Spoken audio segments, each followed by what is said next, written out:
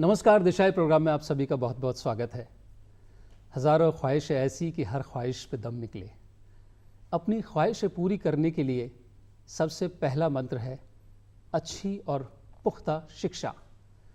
और शिक्षा का अर्थ हम ये नहीं है कि प्राथमिक शिक्षा और सेकेंडरी एजुकेशन और हायर एजुकेशन के तौर पर हम अक्सर ये मानते हैं। शिक्षा का अर्थ ये नहीं है कि आपने एक डिग्री हासिल कर ली महज, या 10वीं 12वीं तक हमने पढ़ाई कर ली, फिर कुछ आगे थोड़ा बहुत पढ़े और फिर छोड़ दिया। शिक्षा का अर्थ है पूर्णता, एक सर्किल पूरा होना बहुत ज़रूरी है।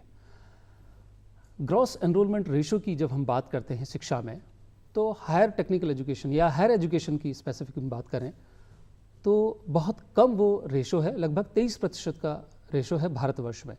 अगर कहें कि 100 बच्चे अगर प्राथमिक शिक्षा में एनरोल होते हैं तो हायर एजुकेशन पूरी होने तक वो सिर्फ और सिर्फ 23% ही रह जाते हैं। हायर एजुकेशन क्यों ज़रूरी है, कितनी ज़रूरी है, आज का विषय यही है, higher technical education and employability. इस विषय के एक्सपर्ट आज हमारे साथ स्टूडियो में मौजूद हैं। हम स्वागत कर रहे हैं डॉक्टर अरविंद अग्रवाल जी का। डॉक्टर अग्रवाल चेयरमैन हैं आर्या ग्रुप ऑफ कॉलेजेस के, और साथ में हैं डॉक्टर घनश्याम सिंह, आप एसोसिएट प्रोफेसर हैं electronics and communication engineering department में Malaviya National Institute of Technology में। आप दोनों महानुभावों का स्वागत है। और हम स्वागत कर रहे हैं हमारे बहुत सारे युवा शक्ति का, युवा जोश का, जो इस देश का भविष्य है। आप सभी का स्टूडियो में स्वागत है। हम अपनी चर्चा शुरू करेंगे और एक खास अंतराल के बाद में आपसे रिक्वेस्ट करेंगे कि अपना सवाल नाम बताते हुए संक्षिप्त में पूछें। सबसे पहली जो बात पैदा होती है कि हायर एजुकेशन क्यों ज़रूरी है? सर, हायर एजुकेशन इसलिए बहुत ज़रूरी है कि हम सबसे डेवलपिंग नेशन है और हमारी युवा शक्ति बहुत ज़्यादा है, और हमारे 60 करोड़ लोग अंडर 30 ईयर्स ऑफ एज हैं। अगर it is like a human resource, हम ह्यूमन रिसोर्स को जितना आगे बढ़ाएंगे उतना ही हमारी प्रोडक्टिविटी और कंट्री का डेवलपमेंट उससे जुड़ा हुआ है। डिग्री और टेक्निकल एजुकेशन हम जितना विस्तार कर पाए और जितना हम लोगों को प्रमोट करके पूरे वर्ल्ड में वर्ल्ड वाइड एक्सपोर्ट कर पाए अपने ह्यूमन रिसोर्सेज को, उतना ही हमारी development and progress of the country उससे जुड़ा हुआ है। टेक्निकल एजुकेशन और हायर टेक्निकल एजुकेशन में एक तरह से अभी बहुत उन्नति करनी है, प्रोग्रेस करनी है। आज जो हम देश हमारा इंफॉर्मेशन टेक्नोलॉजी में वर्ल्ड का लीडर माना जाता है, और हमारी जो स्थापित इकोनॉमी है वो बिकॉज ऑफ टेक्निकल एजुकेशन की वजह से है। तो हमारे को इसको आगे ले जाना है। इसमें कोई दोहराई नहीं है डॉक्टर अग्रवाल कि नई इकोनॉमी टेक्नोलॉजी पर आधारित है। डॉक्टर घनश्याम सिंह जी, आपसे जानना चाहेंगे कि एक बड़ा तबका, एक बड़ा वर्ग छात्रों का टेक्निकल एजुकेशन के लिए तैयारी करता है अलग अलग स्तर पर, चाहे वो IIT की हो या बीटेक की किसी भी NIT, REC या गवर्नमेंट कॉलेज या प्राइवेट कॉलेज से हो, या फिर पॉलिटेक्निक की पढ़ाई हो। पिछले दिनों में ये देखा जाने लगा है कि थोड़ा सा इसके प्रति रुझान कम हुआ है, जबकि इकोनॉमी ये कह रही है, ग्रॉस एनरोलमेंट रेशो ये कह रहा है, वर्ल्ड वाइड जब हम भी बात कर रहे हैं कि हम अब तक सबसे अच्छी टेक्नोलॉजिकली स्किल्ड मैन पावर दे पाए हैं, फिर भी ये कमी आने की क्या खास वजह है? देखिए, we are into a era of science and technology, और इस एरा की वजह से आज मॉडर्न युग में टेक्निकल एजुकेशन एक हमारी नीड बन गई है। और इस नीड्स को देखते हुए एक रेस अभी स्टूडेंट्स के बीच में और उनके पेरेंट्स के थॉट्स में है कि हम सभी को एक इंजीनियरिंग करनी है। बट इस रेस में एक टू मच और too less competition of engineering start हो गया है। Too much competition of engineering का मतलब है कि हम सभी यही चाहते हैं कि स्टूडेंट्स का प्रीमियर इंस्टीट्यूट्स में एडमिशन्स हो, लाइक NITs और IITs। Too less competition of engineering है कि स्टूडेंट के मन में ये भाव आ जाए कि मुझे किसी भी तरह से बीटेक की डिग्री मिल जाए। तो इस रेस में कहीं ना कहीं हमारा टैलेंट पिसता जा रहा है, और उसकी वजह से एक फियर फैक्टर, क्योंकि जॉब कुछ कम मिल रहे हैं उन स्टूडेंट्स को जो इस रेस में पिस रहे हैं, उसकी वजह से एक फियर फैक्टर आ गया है, और इस वजह से इंजीनियरिंग में कुछ रुझान कम हुआ है। जी, बहुत अच्छी बात आपने अभी कोट की, टू मच और टू लेस, यानी कि एक पर्टिकुलर सेगमेंट में बहुत ज़्यादा कंपटीशन हो रहा है और एक पर्टिकुलर सेगमेंट में ईज़ ऑफ एडमिशन हो गई है, तो लोग उतना सीरियस नहीं हो पा रहे हैं। चूँकि हम सारी बात जोड़ देते हैं नौकरी से, हम कोई भी पढ़ाई करते हैं, पेरेंट्स जब इतना लाखों रुपया खर्च करते हैं तो एक सब जाहिर सी बात है, सबके मन में ये बात आती है कि आखिर हमें मिलेगा क्या। तो जिन लोगों को, बहुत सारे लोगों को बहुत कुछ मिल रहा है, बहुत सारे लोगों को कुछ भी नहीं मिल पा रहा है। तो कहीं ना कहीं एक गैप बना हुआ है। ऐसी क्या की कॉम्पिटेंसीज हैं जो इस गैप को पाट सकती हैं? की कॉम्पिटेंसी अगर आप माने तो सबसे पहले it is a mindset, attitude. अगर बच्चे को शुरू से ही पता हो और उसका क्लैरिटी हो माइंडसेट की कि उसे मेरे को जॉब करना है और किस फील्ड में जॉब करना है और मेरे को आगे जाके कैसे जॉब को सिक्योर करना है, तो उस क्लैरिटी से वो अपनी प्रिपरेशन करे और उसी क्लैरिटी से वो टेक्निकल और एस्पेक्ट्स को अपने ध्यान में रखे। और फिर एम्प्लॉयबिलिटी के लिए बहुत सारी आपको सॉफ्ट स्किल चाहिए होती हैं और एक टेक्निकल स्किल सेट चाहिए होता है, और फिर उसके बाद एक ऑनेस्टी एंड इंटीग्रिटी बहुत ज़्यादा वैल्यू एडिड है। आप अगर 10 साल पहले की बात करेंगे तो लोग स्किल सेट और नॉलेज पे ज़्यादा इम्पोर्टेंस देते थे, और आज आप अगर बात करेंगे तो एमएनसीज में sincerity, honesty, team work, attitude, these are more important. And they say कि हम टेक्निकल एस्पेक्ट तो हम सिखा देंगे, जो इंटीग्रिटी है, जो ऑनेस्टी है, जो सिंसियरिटी है बच्चे की, जो करेक्टर बिल्डिंग है, वो आप हमें करके दें। तो ये बच्चे को ध्यान रखना है कि वो जो 18 to 22 ईयर्स एज में जब वो टेक्निकल एजुकेशन ले रहा है या एजुकेशन ले रहा है, तो अपना करेक्टर का निर्माण करे और ऑनेस्टी और इंटीग्रिटी और सच्चाई से सब चीज़ों का आगे करे, और एटीट्यूड में बहुत पॉजिटिविटी रखे। That positivity will lead to employment. Thank you doctor Agarwal. इसी संदर्भ में मैं एक लाइन जोड़ूंगा कि एम्प्लॉयबिलिटी का मतलब स्टूडेंट पॉइंट ऑफ व्यू से ये है कि to prepare yourself for the job, और to prepare yourself for the jobs, और from the industry point of view से apart from your technical knowledge जो कि बहुत अच्छी होनी चाहिए उस स्ट्रीम में जिसमें आप इंजीनियरिंग कर रहे हैं, उसके अलावा जो इम्पॉर्टेंट पॉइंट जैसा कि डॉक्टर अनुराग ने बताए, उसके अलावा एक कम्युनिकेशन स्किल्स बहुत इंपॉर्टेंट है, जिसमें आपकी वर्बल और रिटन, इन दोनों पर आपको ध्यान देने की बहुत ज़्यादा ज़रूरत है। जी डॉक्टर घनश्याम, चूँकि आप स्टूडेंट्स से पिछले कई सालों से लगातार जुड़े हुए हैं, अक्सर जो फर्स्ट ईयर में एक स्टूडेंट आता है और फाइनल ईयर में जो स्टूडेंट प्लेसमेंट के लिए रेडी होता है, उसमें काफ़ी गैप है। कंपनीज़ की सबसे पहली आवश्यकता है जॉब रेडी इंजीनियर, यानी कि वो अब ट्रेडिंग पर अपना पैसा खर्च नहीं करना चाहते हैं। हम अपनी बातचीत को आगे बढ़ाएंगे और लगता है हमें अपने नए साथियों से भी बात करनी चाहिए। आपसे रिक्वेस्ट करेंगे कि अपना नाम और संक्षिप्त में अपना सवाल पूछें। हेलो सर, मेरा नाम नैना यादव है। मैं आपसे पूछना चाहती हूँ कि मैं इंटरव्यू की तैयारी कैसे करूँ? जी, इंटरव्यू का नाम सुनते ही लगता है मन में पसीने से छूटने लगते हैं। हम ओवर कॉन्शियस भी हो जाते हैं और कई बार ठीक से अपने आप को रख भी नहीं पाते हैं। क्या खास बातें ध्यान रखनी होगी? देखिए, इंटरव्यू पॉइंट ऑफ व्यू से जिस भी स्ट्रीम ऑफ इंजीनियरिंग में आपने डिग्री की है या कर रहे हैं, फर्स्ट ऑफ ऑल तो हर कोई इंटरव्यूअर जो भी आपका इंटरव्यू लेगा वो ये सीख करेगा कि आप में टेक्निकल नॉलेज उस सब्जेक्ट्स की ज़रूर हो। और जब भी आप अपना CV उनके सामने रखेंगे तो आपकी परसेंटेज ऑफ मार्क्स एक शो होगा।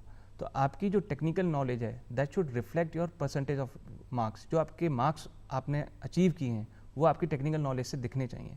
दो सिचुएशन बनती हैं इसमें कि या तो आपकी टेक्निकल नॉलेज अच्छी है पर मार्क्स अच्छे नहीं हैं, उस केस में भी इंटरव्यू जो पैनल है वो आपसे सेटिस्फाई होगा। बट अगर आपके मार्क्स बहुत अच्छे हैं बट आप अपना टेक्निकल नॉलेज उनको नहीं शो कर पाए तो ये आपके लिए एक नेगेटिव पॉइंट जाएगा। तो ये दोनों चीज़ें आपको ध्यान में रखनी चाहिए। इसमें एक बहुत इंपॉर्टेंट बात आपको बताना चाहूँगा, ये 80-20 का रूल है। 80% is preparation and 20% is presentation.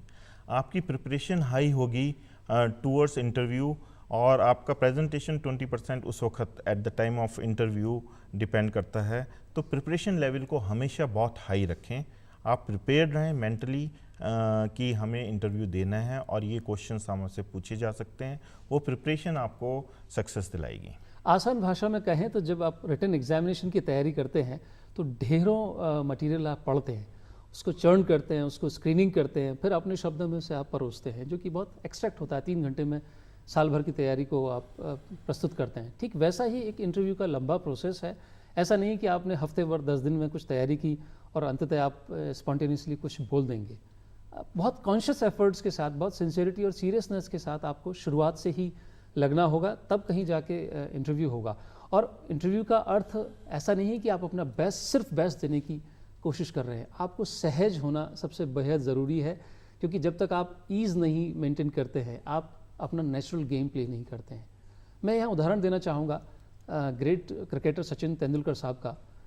तो उन्होंने कहा कि और भी बहुत से उम्दा खिलाड़ी मेरे साथ के रहे हैं, पर मैं कुछ अलग कर पाया। उसकी खास वजह थी कि मैं 4 घंटे नियमित नेट प्रैक्टिस और 4 घंटे एक्सरसाइज, चाहे बारिश हो, घर में कोई फंक्शन हो, कोई भी वजह हो, पर मैंने इस क्रम को कभी भी नहीं तोड़ा है। तो planned hard work is the only की टू लीड सक्सेस। अगला सवाल। सर नमस्कार, मेरा नाम केशव प्रकाश है। मेरा क्वेश्चन है कि समर ट्रेनिंग के दौरान हमें ऐसी कौन सी खास बातें हैं जिसका हमें ध्यान रखना चाहिए? देखिए, समर ट्रेनिंग में सबसे इम्पॉर्टेंट बात यह है, आपको उस ऑर्गेनाइजेशन में समर ट्रेनिंग करनी है जिस ऑर्गेनाइजेशन में आप अपना भविष्य देखते हैं, और उस टेक्नोलॉजी में आपको समर ट्रेनिंग करनी है जिसमें आप जानते हैं और उसी में आप अपना भविष्य तलाश कर रहे हैं। जब आपको ऑर्गेनाइजेशन और टेक्नोलॉजी मिल जाएं तो ड्यूरिंग समर ट्रेनिंग आपको बहुत रिसोर्सफुल रहना है, आपको बहुत डिसिप्लिन रहना है, जिससे कि वो summer training becomes a opportunity for the employment. और समर ट्रेनिंग में आपकी व्यक्तित्व में जो है, जो आप एक्चुअली अगले 5 से 10 साल में करना चाहते हैं, तो वो स्टार्टिंग पॉइंट समर ट्रेनिंग है। उसमें आपको ये देखना है कि आप उसको कैसे आगे ले जाना है। तो समर ट्रेनिंग जो 60 डेज़ टू 90 डेज़ होती है, उसकी इम्पॉर्टेंस ही यही है कि आपको अपने भविष्य को तलाशने की और भविष्य को सुधारने की एक ट्रेनिंग दी जाए, और आप एक्सप्लोर करें अपनी पॉसिबिलिटीज़ को, और अगर आपको अच्छा लगता है तो वहीं पे एम्प्लॉयमेंट और उसी सेक्टर में एम्प्लॉयमेंट के लिए कोशिश करें। डॉक्टर घनश्याम सिंह जी, अक्सर कुछ बच्चे बहुत बड़ी इंडस्ट्री में चले जाते हैं समर ट्रेनिंग के लिए, और कुछ बहुत छोटे स्तर की, जहाँ पर 15 लोगों का स्टाफ होता है, 20 लोगों का स्टाफ होता है, और कुछ लोग इस ऊह-पोह में रहते हैं कि पता नहीं क्या करना है, जहाँ से लेटर मिल गया वहीं ज्वाइन कर लेंगे। क्या खास बात ध्यान रखनी चाहिए आपके नज़रिए से? देखिए, समर ट्रेनिंग एक बहुत इंपॉर्टेंट एस्पेक्ट है इंजीनियरिंग का। जब आप अपना कोर्स ऑफ इंजीनियरिंग कर रहे होते हैं तो ये पहला मौका होता है जब आपको कोर्स करिकुलम के हिसाब से इंडस्ट्री से इंटरेक्ट करने का मौका मिलता है। इस बात से कोई फ़र्क नहीं पड़ता कि आप एक बहुत बड़ी इंडस्ट्री में जाके ट्रेनिंग कर रहे हैं या एक छोटी इंडस्ट्री में जाके ट्रेनिंग कर रहे हैं। फ़र्क पड़ता है कि वो आपके टेस्ट के हिसाब से है नहीं, यानी आप जिस फील्ड में इंटरेस्ट लेते हैं या नहीं, उससे वो मैच कर रही है या नहीं। दूसरा, समर ट्रेनिंग कभी भी फॉर्मेलिटी की तरह नहीं करनी है, ये बात आप हमेशा ध्यान रखिए, क्योंकि जब आप फाइनल ईयर में पास आउट होंगे फाइनल ईयर डिग्री लेके, और जब भी आपको इंटरव्यू फेस करेंगे तो आपके पास कहने के लिए केवल वही एक्सपीरियंस होगा जो आपने 2 महीने में गेन किया है ड्यूरिंग समर ट्रेनिंग। तो वो हमेशा आपसे इंटरव्यू में पूछा जाएगा, क्योंकि अगर आपने काम किया है तो ही आप उसे अच्छे से एक्सप्लेन और एक्सप्रेस कर पाएंगे। बहुत बढ़िया बात कही। जैसे हमने चर्चा की शुरुआत में कहा था, हैंड्स ऑन एक्सपीरियंस होना बहुत ज़रूरी है। पहला वो मौका जब आपको मिलता है जहां आपकी कॉस्ट ऑफ एरर क्षम्य होती है, अन्यथा नौकरी के समय में अगर आपसे कोई गलती होती है तो उसका पनिशमेंट ज़रूर जुड़ा हुआ होता है, लेकिन गलती से सीखने की छूट आपको समर ट्रेनिंग के दरमियान मिलती है। उसे पूरे मन लगा करके सीखना चाहिए, क्योंकि वो आपको एक अच्छे नौकरी पाने का एक सीढ़ी बन सकती है समर ट्रेनिंग। अगला सवाल। नमस्कार सर, मेरा नाम आशीष कुमार मीणा है। मेरा क्वेश्चन यह है कि सर फाइनल ईयर के दौरान ऐसा कौन सा प्रोजेक्ट तैयार करना चाहिए जिससे कि जॉब पाने में आसानी रहे? देखिए, ये बहुत अच्छा क्वेश्चन है, क्योंकि इंजीनियरिंग स्ट्रीम में फाइनल ईयर एक टर्निंग पॉइंट होता है कि वो एक दिशा तय करता है कि आप किस डायरेक्शन में जाएंगे। तो जो ये प्रोजेक्ट होता है 6 मंथ का, ये करिकुलम में डिज़ाइन ही इसी वे से किया गया है कि आप अपने लिए एक दिशा तय कर पाएँ, और उसके लिए आपके पास जो सबसे पहला रिसोर्स पर्सन होता है वो आपका एक टीचर या प्रोफेसर जो आपकी यूनिवर्सिटी में होता है। आप उनके साथ बैठें, 2 या 3 दिन कम से कम टॉपिक को और टाइटल को डिसाइड करने में दें। आजकल ऑनलाइन सोर्सेज बहुत अच्छे से अवेलेबल हैं, आप ऑनलाइन ये सर्च करें कि किस फील्ड में कितनी संभावनाएं हैं, इंडस्ट्री की आज की तारीख में क्या नीड्स हैं, हमारी सोसाइटी में क्या नीड्स हैं। हमें कुछ ऐसा प्रोजेक्ट्स करना चाहिए जो एप्लीकेशन बेस्ड हो, जो किसी ना किसी सोसाइटी की नीड्स को पूरा करता हो, क्योंकि ये जो चीज़ है, हो सकता है आप इस प्रोजेक्ट के बाद कोई बहुत बड़े इंडस्ट्रियलिस्ट नहीं बने, लेकिन ये जो चीज़ है ये आपका एक कॉन्फिडेंस डेवलप करेगी, आपको एक एंटरप्रेन्योरशिप की जो एबिलिटी है वो आपके अंदर डेवलप करेगी। जी, आपने बात कही कि गैप को पूरा कैसे करें through projects and summer training. Doctor Agarwal, आपसे हम ये जानना चाहेंगे कि एक बड़ा तबका आईटी पूल ब्रांचेज में पढ़ाई करता है। अगर हम हवाला लें नेस्कॉम की रिपोर्ट का, तो अभी भी ये कहा जाता है कि केवल 25% सॉफ्टवेयर से जुड़ी हुई पढ़ाई करने के बाद में जो नौकरी करते हैं वो एम्प्लॉयबल हैं, बाकी 75% अभी भी एम्प्लॉयमेंट के लिए तैयार नहीं है। वो क्या खास वजह है? देखिए, एम्प्लॉयबिलिटी 25% एट द बिगनिंग एक बहुत अच्छा रेशियो है। नेशकॉम कहता है कि 70% अनएम्प्लॉयमेंट है या एम्प्लॉयबल नहीं है, लेकिन वो ये नहीं देखता है कि बच्चा एक 4 इयर्स की लर्निंग है, उसके पास 5 साल नहीं है, वो एक सेक्टर स्पेसिफिक लर्निंग कर रहा है, वो एक ब्रांच की लर्निंग कर रहा है, इलेक्ट्रिकल इंजीनियर हो गया या आईटी हो गया या कंप्यूटर साइंस लर्निंग हो गया, वो एक प्रोडक्ट की लर्निंग नहीं कर रहा है। और जो कंपनीज चाहती हैं वो प्रोडक्ट लर्निंग चाहती है। अब इन्फोसिस या टाटा TCS हैं, दे वांट रेडीमेड, बट वो कटिंग एज टेक्नोलॉजीज को अडॉप्ट कर रही हैं और उनकी जो रिक्वायरमेंट है वो उन्हीं को मालूम है, वो टेंडर बेस्ड है, रियल टाइम में उनकी रिक्वायरमेंट है, और जो वो कटिंग एज टेक्नोलॉजीज को यूज़ कर रही हैं वो इंट्रोड्यूस करना इन 4 ईयर करिकुलम में इजी है। अगर इंडस्ट्रियल इंस्टीट्यूशनल अलाइंसेस हों, वो हमें पहले बता दें कि दिस टेक्नोलॉजीज़ पे आप ट्रेन कर दें, तो हम उनको ट्रेन करके एम्प्लॉयबल बना सकते हैं। बट उनको भी नहीं मालूम होता है और 5th ईयर बच्चा भी नहीं लगाना चाहता। तो ये अल्टीमेटली क्या होता है, बच्चे को जॉब मिलेगा, ट्रेनिंग कंपनी देगी, क्योंकि प्रोडक्ट स्पेसिफिक ट्रेनिंग है वो। हम सेक्टर स्पेसिफिक टीचिंग करते हैं, तो नैरो डाउन है। अगर हम इलेक्ट्रिकल इंजीनियरिंग की बात करें तो न्यूक्लियर रिएक्टर से लेकर स्विचेस तक हम पढ़ा तो सब देते हैं, लेकिन एक्चुअली में किसको किस रिएक्टर बनवाना है या जनरेटर पावर बनाना है या डीसी जनरेटर बनाना है, वो कंपनी बताएगी और वो वहाँ कंपनी ही सिखाएगी। तो यहाँ थोड़ा सा एक गैप आ संवाद जाता की है। आवश्यकता बहुत मैं मुखर तौर इसी पर- संदर्भ में एक लाइन जोड़ूंगा, इसको हम एक पॉजिटिव साइड से भी ले सकते हैं कि क्योंकि ये जो नेस्कॉम की पहली जो रिपोर्ट्स आई थी तब यही रेशियो शायद उन्होंने 15 से 20% के बीच में बताया था। अब जो सेकंड रिपोर्ट है अब उन्होंने 25%, यानी हम इसमें हमने सुधार तो किया है। दूसरा, अगर आप देखें 25% जो एम्प्लॉयमेंट बता रहे हैं, अगर आप उसको नंबर्स में देखें तो हम तकरीबन आधा यूरोपियन जो यूथ है, टेक्निकल यूथ है, उतना हम एम्प्लॉयबल जनरेट कर रहे हैं। तो ये इसके पॉजिटिव साइड्स हैं। नेगेटिव साइड्स पर जहाँ 75% अनएम्प्लॉयबल हैं पब्लिक, तो government agencies already started working into this direction, और मुझे आशा है कि आने वाले कुछ समय में ये रेशो और अच्छा होगा और हमारा एम्प्लॉयमेंट रेशो बढ़ेगा। यानी कि सफ़र लंबा है, चलते रहिए, मंजिल जल्द जल्द नज़दीक आती चली जाएगी। सवाल हम पूछेंगे अपने एक दर्शक से फ़ोन के ज़रिए। हेलो जी, नमस्कार, आपका प्रोग्राम में स्वागत है। अपना नाम बताते हुए सवाल पूछें। जी सर, मेरा नाम अमित कुमार है और मैं जयपुर से बोल रहा हूँ। सर, मेरा क्वेश्चन अरविंद सर से है कि अपने जो गवर्नमेंट सेक्टर है और प्राइवेट सेक्टर है, इनमें अपने जो स्किल सेट है, इसमें क्या डिफरेंस है?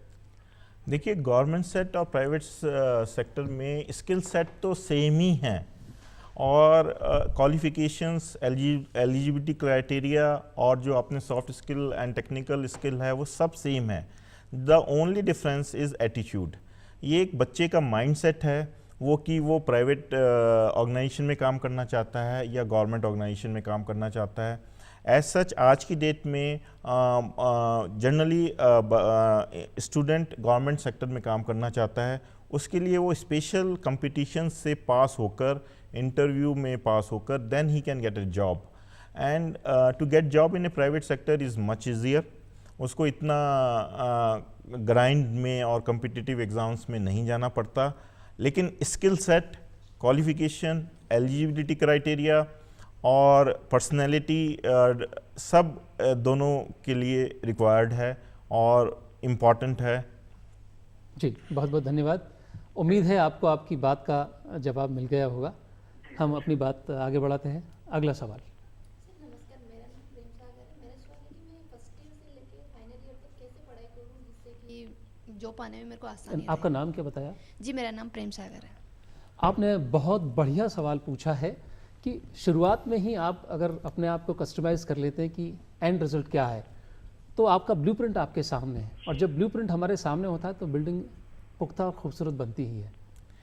देखिए, फर्स्ट ईयर में जब आप एडमिशन लेते हैं तो आप एक अपनी दिशा तय कर लेते हैं कि मैंने कंप्यूटर इंजीनियरिंग में या किसी टेक्निकल एजुकेशन में अपना कैरियर बनाना है। जब आप फर्स्ट ईयर में एडमिशन लेते हैं तो आपको 10 साल का व्यू लेना है। उसमें 4 इयर्स आपको ये सोचना है कि मेरे को एजुकेशन लेनी है और उस एजुकेशन में मेरे को एक्सपर्टाइज गेन करनी है, प्रॉपर टेक्निकल एजुकेशन का मेरे को यूज़ करना है और अपने लक्ष्य के प्रति हर वक्त 2 कदम आगे चलना है आपको।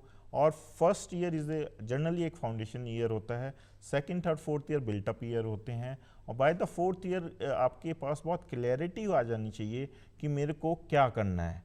अगर आपके दिमाग में और आपकी सोच में ये है कि मेरे को after passing out fourth year मेरे को क्या करना है, आपकी रास्ते भी आसान हो जाएंगे और आपकी मंजिल भी बहुत नज़दीक आपको मिलेगी।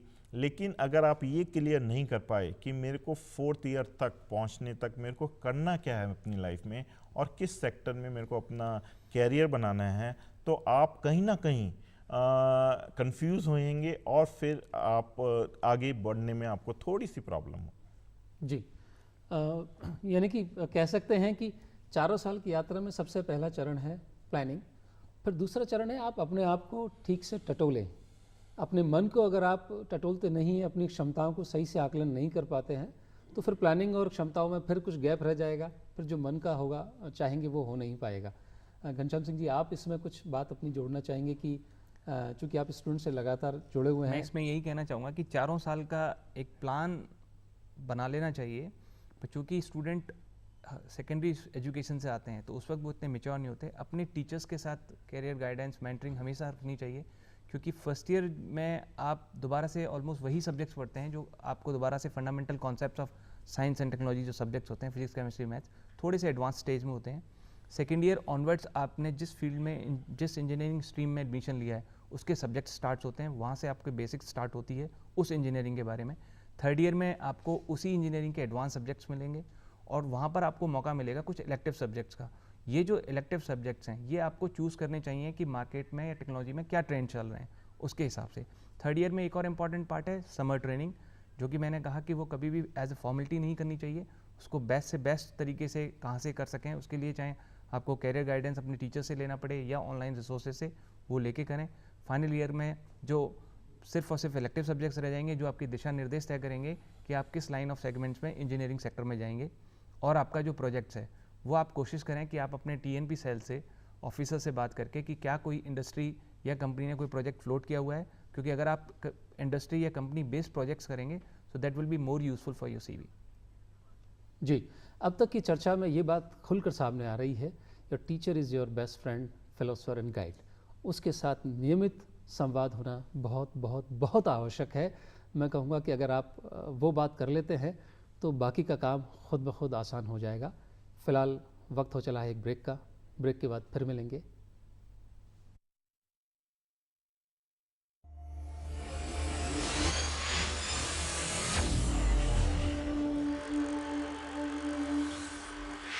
फिल्मों का वो दौर जिसने भारतीय सिनेमा को एक नई पहचान दी, कलाकारों की बेहतरीन अदायगी, दिलों को छू लेने वाली कहानियां, संगीत का बेमिसाल जादू, निर्देशन की बारीकियां, वो गौरवमयी फिल्मों का इतिहास। देखिए फिल्मोत्सव हर रविवार दोपहर 12 बजे सिर्फ DD नेशनल पर। ब्रेक के बाद फिर से आपका स्वागत है। आज हम बात कर रहे हैं हायर टेक्निकल एजुकेशन और एम्प्लॉयबिलिटी, और हमारे साथ स्टूडियो में मौजूद हैं डॉक्टर अरविंद अग्रवाल, आप प्रेसिडेंट हैं आर्या ग्रुप ऑफ कॉलेजेस के, और साथ में हैं डॉक्टर घनश्याम सिंह जो कि Malviya National Institute of engineering technology में इलेक्ट्रॉनिक्स एंड कम्युनिकेशन डिपार्टमेंट में एसोसिएट प्रोफेसर हैं, और स्टूडियो में बहुत सारे साथी भी मौजूद हैं। ब्रेक के बाद अपनी चर्चा कुछ फिर से जारी रखते हैं। अगला सवाल। नमस्कार सर, मेरा नाम अशोक कुमार है। मेरा क्वेश्चन आपसे यह है कि मैं ग्रामीण क्षेत्र से बिलोंग करता हूं और मेरी इंग्लिश बहुत कमज़ोर है और अच्छे जॉब रिप्लेसमेंट के लिए एक इंग्लिश का होना बहुत ज़रूरी है। तो मैं आपसे ये पूछना चाहता हूं कि मैं मेरी इंग्लिश को इम्प्रूवमेंट कैसे करूं? जी, engineering being a international course और जॉब एम्प्लॉयमेंट आपको अंतर्राष्ट्रीय स्तर पर ही होता है, तो भाषा, अंग्रेज़ी भाषा की जानकारी रखना नितांत आवश्यक हो ही चला है। तो ग्रामीण क्षेत्र के बच्चों को इसमें अपनी मदद खुद कैसे करनी चाहिए? देखिए, इंजीनियरिंग जैसे आप करना चाहते हैं तो आपके पास 4 साल हैं, और 4 साल हिंदी स्पीकिंग से इंग्लिश स्पीकिंग में होने में बहुत ज़्यादा टाइम है। आपको सिर्फ ये समझना है कि दिस इज़ माई नीड है, और अपने आप में आत्मविश्वास जगाना है कि इस नीड को मुझे कवर करना है। मैं को एक टेक्निकल एजुकेशन में मैं आ गया हूँ, मैं एक स्टूडेंट हूँ, मेरे को टेक्निकल एजुकेशन लेनी है, प्लस मुझे पर्सनालिटी डेवलपमेंट करना है। पर्सनालिटी डेवलपमेंट में सबसे इम्पॉर्टेंट बात होती है इंग्लिश। इंग्लिश को बोलने के लिए आप लगातार प्रयास करेंगे, टीचर्स का सहयोग लेंगे, कॉलेज की बहुत सारी एक्टिविटीज़ होती हैं उसमें इन्वॉल्व होंगे। और एक अमिताभ बच्चन का कहना था कि sleep in English, talk in English, live in English. एक उस एटीट्यूड को आपको लेना है, एक लगातार आपको प्रयास करना है। और 4 साल मैं आपको बहुत बताना चाहूँगा कि 4 साल बहुत ज़्यादा होते हैं इंग्लिश सीखने के लिए। सिर्फ आपको अपने माइंडसेट को चेंज करना है कि मैं ग्रामीण क्षेत्र से आया हूँ, हिंदी स्पीकिंग हूँ और मैं इंग्लिश नहीं सीख सकता। आप इंग्लिश पहले साल में ही सीख सकते हैं, प्रोवाइडेड आप उस सोच को चेंज करें और अपने को इन्वॉल्व करें एक्टिविटीज़ में। कॉलेज की एक्टिविटीज़ में अपने स्टूडेंट्स से इंग्लिश बोलना शुरू करें, इंग्लिश के न्यूज़पेपर पढ़ें, इंग्लिश के प्रोग्राम्स देखें, इंग्लिश की बुक्स पढ़ें। तो ये सब चीज़ें आपके एक सहायक हैं जो आपको धीरे धीरे आप देखेंगे 6 महीने 12 महीने के बाद आप you can speak and you can talk in English. जी दोस्तों, जब हम पैदा हुए थे तो हमें कोई सी भी भाषा नहीं आती थी। आपकी जो भी मातृभाषा है आपने जस्ट याद करें कि उसको किस तरह से सीखा है। कोई कॉन्शियस एफर्ट नहीं थे, सबकॉन्शियसली आपने सीखना शुरू किया और ख़ुद ब खुद वो आ ही गई। ठीक वही एटीट्यूड आपको अंग्रेज़ी भाषा सीखने में अप्लाई करना चाहिए। सबसे पहली चीज़ तो ये कुंठा मन से हटा दें। भाषा सीखने के लिए क्या विदेश में लंदन की हम बात करें कि वहाँ का ग्रामीण क्षेत्र का बच्चा अंग्रेज़ी नहीं बोलता होगा? बिल्कुल बोलता होगा। तो क्षेत्र का फ़र्क इसमें नहीं पड़ता है। आप कोई भी चीज़ नई पहली बार जब आप सीखना शुरू करते हैं तो वो थोड़ी सी मुश्किल आती है। तो ब्रेकिंग द आइस यानी कि सबसे पहले उस सीमा रेखा को लांघ दीजिए कि ये अचीवेबल टारगेट है। जब और बोल सकते हैं तो मैं भी बोल सकता हूँ। ईश्वर ने औरों को जितनी क्षमताएं दी हैं उतनी ही क्षमताएं मुझे भी दी हैं, तो ये मेरे लिए भी पॉसिबल है। तो पॉसिबल है ये एटीट्यूड सबसे पहले आप शुरू करें। जो भी आपके इंटरेस्ट का विषय है, लेजरली आप चाहे स्पोर्ट्स पढ़ते हो, फिल्म्स पढ़ते हो, पॉलिटिकल, सोशल, कोई भी मैगजीन से अखबार पढ़ते हैं, उन्हें अंग्रेज़ी भाषा में पढ़ना शुरू करें। अन्यथा होता क्या है कि जो आपकी रुचि का विषय नहीं है, आप एक पैराग्राफ के बाद आपको बोरियत होने लगेगी। तो आप उसमें जो भी आपको अच्छा लगता है, ख़ास तौर से युवाओं को फिल्म की बातें बहुत अच्छी लगती हैं, तो एक फिल्मी मैगज़ीन अंग्रेज़ी में आप पढ़ना शुरू कर सकते हैं। फिर धीरे धीरे आप रात को जब सोने की तैयारी करते हैं तो धीरे धीरे आप उसमें अंग्रेज़ी में 1 पेज आधा पेज कुछ लिखने का प्रयास करें। जो भी आपने दिन भर में किया वो बहुत आसान है, क्योंकि आपके साथ जो हुआ वही तो लिखना है ना। एक्टिविटी की फॉर्म में हो, मन में जो थॉट्स आए हों, कल क्या करना है वो बात आप अंग्रेज़ी में लिख सकते हैं। एक छोटा अपना सर्किल बनाएं जो आपकी जैसी ही इस तैयारी में जुड़ा हुआ है, और आप दोनों लोग मिलकर के, क्योंकि भाषा 2 लोगों का माध्यम है, तो आप उस दूसरे व्यक्ति से भी आप अंग्रेज़ी में बातचीत करना शुरू करें। टूटी फूटी हो अंग्रेज़ी के शब्दों का कैसा भी उच्चारण हो, लेकिन शुरुआत कर दें। मैं जैसा अग्रवाल साहब ने कहा कि 4 साल की यात्रा लंबी यात्रा है। आप महज 1 साल में आप परिवर्तन पालेंगे। मैं आपको खुद का उदाहरण देना चाहूँगा। मैं भी ग्रामीण क्षेत्र से हूँ और एक लंबे समय से दूरदर्शन पर मैं प्रोग्राम कर रहा हूँ। मेरा कोई पारिवारिक ऐसी पृष्ठभूमि नहीं है, तो चूँकि मैंने सोचा इसलिए मैं कर पाया। आप सोचिए, आप भी कर लेंगे। अगला सवाल। सर, मेरा नाम नवीन कलोरिया है। मेरा क्वेश्चन आपसे ये है कि सर, मैं शुरू से ही वॉलीबॉल खेलता आया हूँ। मैं सर मेरी स्पोर्ट्स और ये स्टडी में कैसे सामंजस्य स्थापित करूँ, और ये मेरे जो प्लेसमेंट होगा तो उसमें किस तरह से हेल्पफुल होगा? देखिए, इंजीनियरिंग स्टूडेंट्स में अगर स्पोर्ट्स की खेलने की आदत है तो ये तो बहुत ही अच्छी है, क्योंकि मैं एक इंजीनियरिंग कॉलेज में हूँ ऑलरेडी। मैं ये देख रहा हूँ कि हमारे स्टूडेंट्स आजकल स्पोर्ट्स से दूर होते जा रहे हैं, जबकि हमारा खुद का ये थिंकिंग है और हम अपने स्टूडेंट्स को मोटिवेट और एनकरेज भी करते हैं कि आप स्पोर्ट्स के साथ जरूर जुड़िए। किसी भी एक स्पोर्ट्स के साथ आप दिल से जुड़िए, डेली खेलिए, क्योंकि खेलने से पढ़ाई पर कभी कोई असर नहीं होता है। आपको फिजिकली फिट रखती है स्पोर्ट्स, मेंटली फिट रखता है स्पोर्ट्स, और आप में एक टीम वर्क डेवलप करता है, एक टीम में खेलने का। और दूसरा, आपकी नेटवर्किंग बनती है, क्योंकि स्पोर्ट्स खेलते वक्त आप अपने ब्रांच के स्टूडेंट्स के साथ ही स्पोर्ट्स खेलेंगे ऐसा नहीं होता है। फिर सभी ब्रांचों के स्टूडेंट्स आते हैं, कई बार बाहर के बच्चे भी आते हैं और आप उनके साथ खेलते हैं। तो जो नेटवर्किंग स्पोर्ट्स बढ़ाता है उतना कोई और इफेक्टिव मीडिया नहीं है, क्योंकि ये एक दिल से जोड़ता है। तो ये नेटवर्किंग आपको आगे बहुत काम आएगी प्रोफेशनल लाइफ में। तो घनश्याम सिंह जी ये कह सकते हैं कि स्पोर्ट्स स्टडीज़ के साथ नेगेटिव नहीं, पॉजिटिव इम्पैक्ट, बिल्कुल पॉजिटिव इम्पैक्ट लाएंगे। सवाल अब आता है एम्प्लॉयबिलिटी में किस तरह से स्पोर्ट्स एक्टिविटीज सहायक सिद्ध हो सकती है? देखिए, गवर्नमेंट जॉब्स में तो स्पोर्ट्स कोटा है ही, और अगर आप नेशनल और इंटरनेशनल प्लेयर हैं तो आपको इंटरव्यू में और सिलेक्शन में एक स्ट्रेट फॉरवर्ड आपको एज मिलती है और आपका चयन होता है। और अगर आप sports is a team work, जैसे सर ने बताया, और टीम वर्क से अगर आपकी जो माइंड सेट है, एटीट्यूड है, उसमें बढ़ावा मिलना चाहिए। और कभी कभी आपको एक बैलेंसिंग एक्ट करना पड़ेगा कि sports is not everything. Professional degree और कोर्स भी मेरे लिए उतना ही, स्टडीज़ भी उतना ही ज़रूरत है। अगर आप ये बैलेंस बना के चलेंगे कि मेरे को स्टडीज़ और स्पोर्ट्स में एक बैलेंस है, आई एम एक्सेल करना है आपको, आप स्टडीज़ में भी एक्सेल करें, स्पोर्ट्स में भी एक्सेल करें, अपने को पूरा मौका दें। अगर आप स्पोर्ट्स में आगे निकल गए तो आपको नॉट ओनली रिकॉग्नाइजेशन मिलेगी, आपको जॉब्स भी मिलेंगे, वर्ल्ड वाइड आपका सम्मान भी होगा। तो लेकिन ये आपको डिसीजन पॉइंट पे आके देखना पड़ेगा कि मेरे को किस चीज़ को आगे ले जाना है, कि स्टडीज़ को आगे ले जाना है, या क्वालिफिकेशन को आगे ले जाना है, या स्पोर्ट्स को आगे ले जाना है। बट अगर स्पोर्ट्स आपका आगे निकल गया तो आप सबसे आगे निकल जाएंगे। जी, ये पेरेंट्स से कहना चाहूँगा कि अब जो पहले कहावत थी कि खेलोगे कूदोगे तो बनोगे गंवार, वो बिल्कुल गलत है। स्पोर्ट्स आदमी की पर्सनैलिटी का एनहांसमेंट करता है, जम के खेलने दीजिए, क्योंकि खेलना कूदना पढ़ना सोना खाना, बस यही तो एक्टिविटीज़ हैं जो बचपन से लेके यूथ एज तक करनी है। उसके बाद तो पूरी दुनिया पड़ी है बाकी सारे काम करने के लिए। तो आपको शुभकामनाएं, आप जम के खेलें। अगला सवाल। सर, मेरा नाम अदिति जैन है और मैं मैनेजमेंट स्टूडेंट हूँ। सर, मेरा MBA कंप्लीट हो गया है, तो मुझे जॉब के लिए as a soft skill trainer के लिए चूज़ करना चाहिए या HR ट्रेनर के लिए चॉइस? अक्सर गर्ल्स MBA में HR स्पेशलाइजेशन ऑप्ट करती हैं, चूँकि उनके साथ में आने वाले समय में परिवार की जिम्मेदारियां भी जुड़ी हुई होती हैं। तो एक बड़ा तबका आजकल इस रुझान की तरफ बढ़ रहा है, उनका रुझान बन रहा है कि वो एज एन इंडिपेंडेंट कंसल्टेंट्स भी काम करने लगे। तो कंपनी में काम करना ज़्यादा उचित होगा या इंडिपेंडेंट कंसल्टेंट?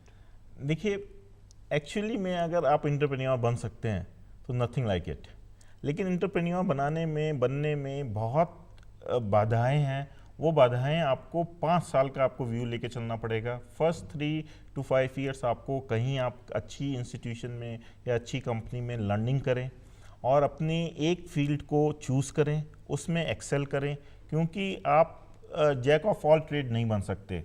आपको एक्सेल करना है, एक फील्ड में आपको मास्टरी करनी है, उसी फील्ड में आपको आगे जाना है। वो आपका अपना पर्सनल डिसीजन होता है, पर्सनल लाइकिंग होती है आपकी। कहीं ना कहीं जो 21 साल की एजुकेशन है या 23 साल की एजुकेशन है, उस एजुकेशन से आपको समझ आती है कि I can become an expert in this field, और एक्सपर्ट बनना उस फील्ड का आज की डेट में बहुत इंपॉर्टेंस है।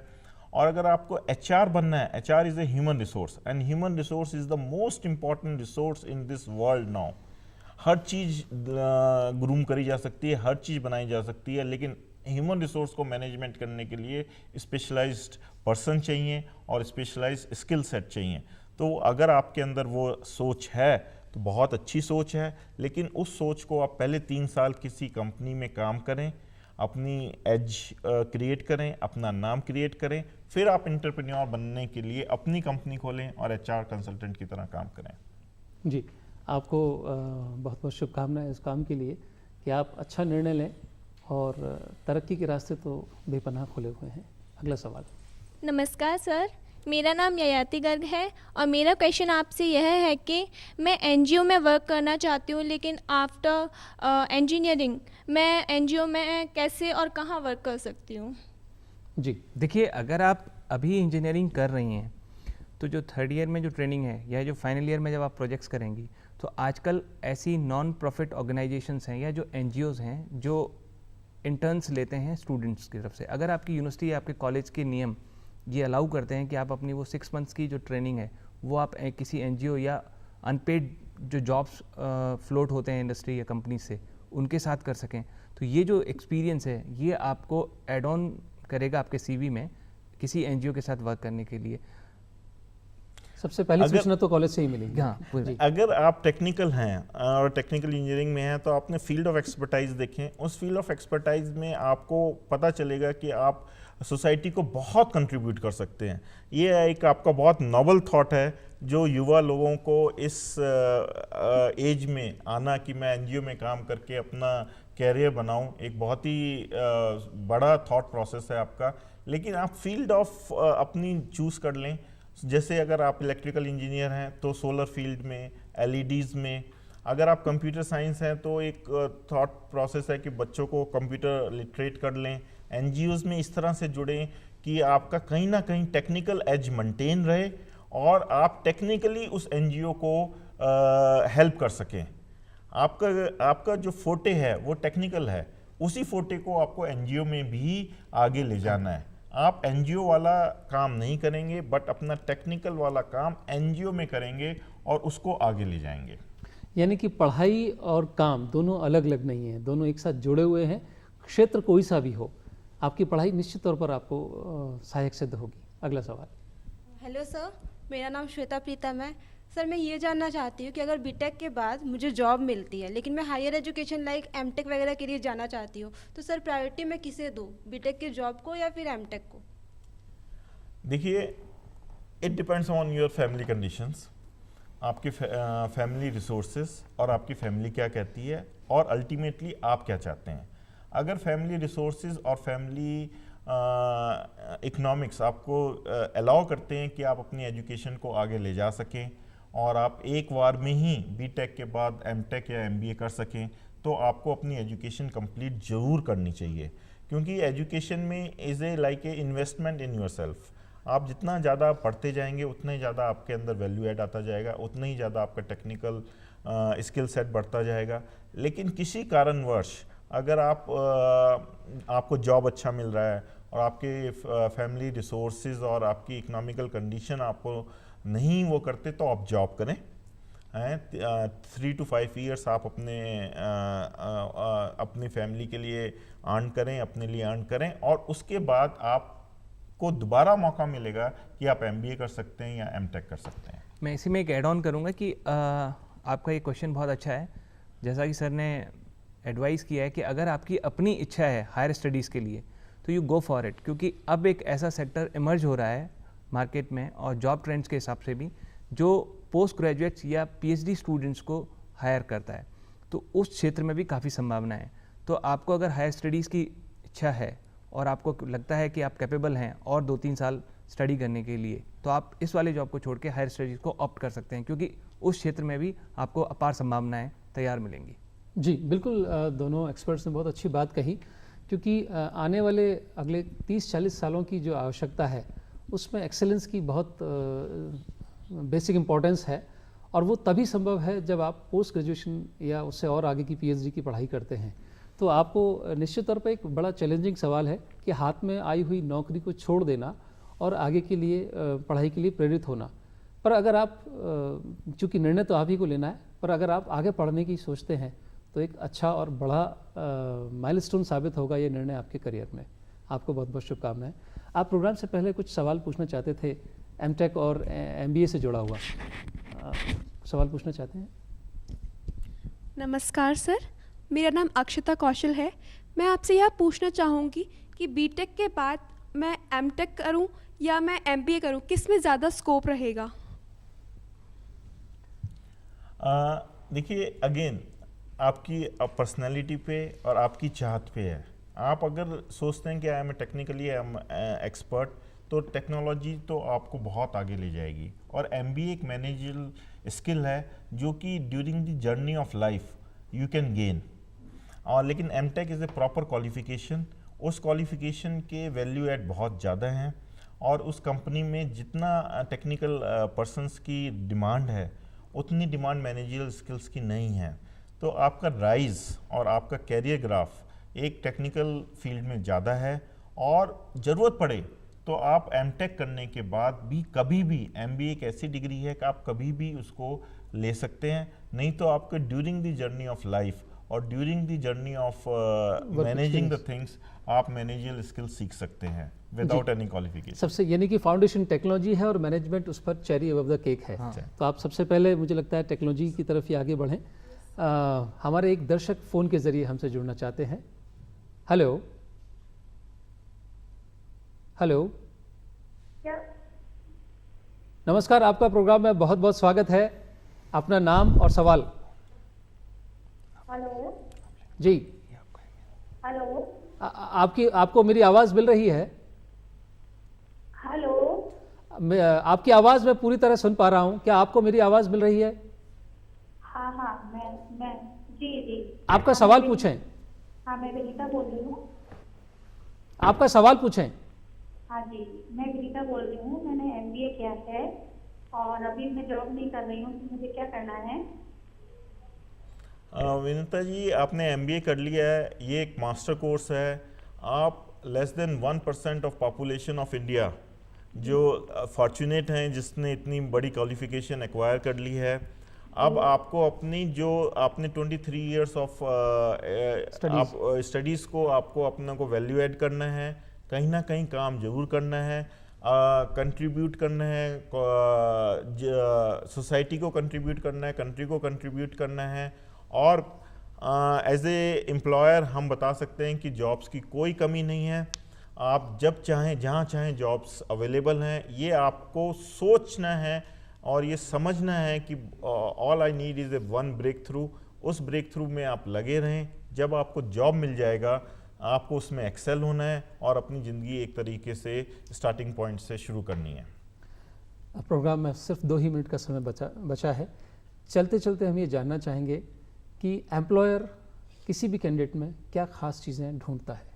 घनश्याम जी, सबसे पहले उसके एकेडमिक अचीवमेंट्स होनी चाहिए, लिटरेसी होनी चाहिए, numeracy, computer skills, communication skills, उसका self motivation, self confidence, self management, ये सब चीज़ें सबसे ज़रूरी चीज़ें देखी जाती है। और एज ए एम्प्लॉयर मैं ऑनेस्टी, इंटीग्रिटी, करैक्टर और फैमिली बैकग्राउंड, एजुकेशन, हम ये सोचते हैं कि हम बहुत सारे स्किल सेट उनको दे सकते हैं, टेक्नोलॉजी भी सिखा सकते हैं, हम उनके सब चीज़ों को ठीक कर सकते हैं। लेकिन जो वो ऑनेस्टी और इंटीग्रिटी लेके जो कंपनी में आता है वो बहुत ही एसेंशियल है। तो यूथ को मेरा एक वो है कि आप अपने को ऑनेस्ट और इंटीग्रेट रखें, आगे बढ़ें और उसी से जो भी मुकाम आप हासिल करेंगे 10 साल बाद या 20 साल बाद, honesty and integrity will be the most important factor in your rise और ये फ्यूचर आपका शेप करेगा। इसी से आप आगे बढ़ पाएंगे। इसी संदर्भ में मैं ये कहूँगा कि इस इकोनॉमिक क्रंच में it is there are possibility that you will face bumps on the road, but the good thing is how fast you recover from those situations and move forward. जी, तो दोस्तों ये कहना चाहेंगे कि सच्चा अच्छा इंसान बने, पुरजोर कोशिश करें अपने आप को अच्छा बनाने की, जम के मेहनत करें और अपनी अंदर की यात्रा, यानी कि हम अक्सर बाहर की चीज़ों में ज़्यादा इन्वॉल्व रहते हैं, अपनी अंदर की यात्रा को हमेशा टटोलते रहें। आपको क्या चाहिए, आपकी भूख क्या है, असलियत में अगर हम बात कहें तो आपको निश्चित तौर पर जो भी आपने मन में सोचा है वो मिल ही जाएगा। हो सकता है थोड़ा देर से मिले, लेकिन मिल जाएगा, ये पक्का है। उम्मीद करते हैं आपको आज की चर्चा बेहद बेहद पसंद आई होगी। आप दोनों महानुभावों का बहुत बहुत धन्यवाद। आप स्टूडियो में पधारे। हमारे साथियों का बहुत बहुत धन्यवाद और जो 2 दर्शकों ने हमें फ़ोन के ज़रिए अपनी बात रखी उनका भी बहुत बहुत धन्यवाद। अगले हफ्ते फिर मिलेंगे, तब तक के लिए नमस्कार।